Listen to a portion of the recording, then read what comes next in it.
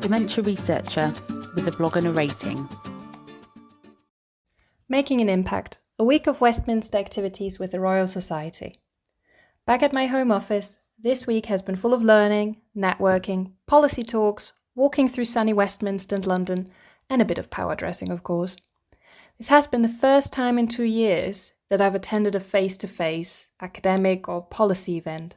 Fair to say I was a bit apprehensive because of COVID, but for most of it, it was safety-wise managed well. A few months ago, I randomly applied for the Royal Society pairing scheme. The Royal Society is the oldest scientific academy in continuous existence in the world and has 85 Nobel laureates as fellows. Each year, the pairing scheme matches scientists across the UK with MPs, lords and ladies and senior civil servants, hosting a week of learning about the interface between science and policy in Westminster. It also enables the politician or civil servant to visit the Scientists' Institute later in the year. Whilst I have been shortlisted this year, which came as a complete surprise, no politician or civil servant picked my topic area to match with theirs.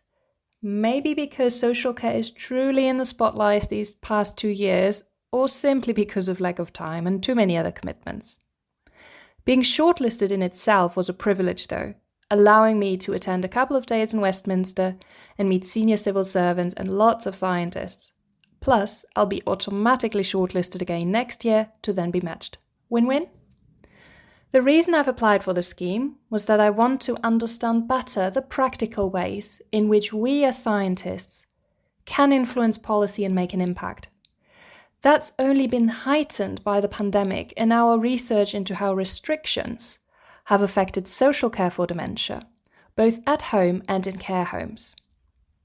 Whilst we rapidly produced the findings and even produced 2 policy briefs with the Liverpool Heseltine Institute, how can findings actually make an impact and improve the lives of people with dementia and their carers for the better? Big question, I know, but what's the point of just doing research and it stays in that elusive ivory tower? Back to Westminster. The first day was jam-packed, starting with going to the Royal Society headquarters and being surrounded by fabulous paintings of famous scientists. We heard from Royal Society staff about that interface between science and policy, and from select committee staff about how to submit good and potentially influential evidence to select committees.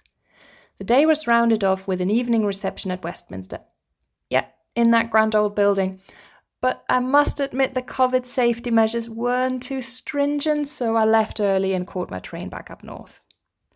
Back on Thursday, we heard from the Director of Government Office for Science, Stuart Wainwright, and asked plenty of questions to a panel comprising very senior civil servants from DEFRA, Go Science and others.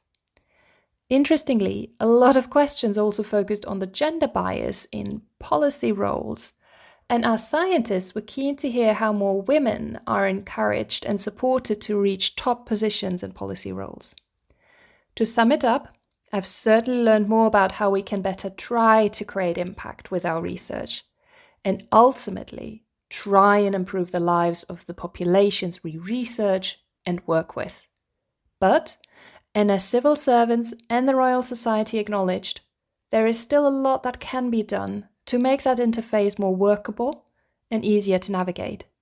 It was definitely engaging to speak to scientists and engineers from all different backgrounds, waving the flag for dementia social care myself. Looking forward to being paired up next year and even more policy talks and networking. Thank you for listening.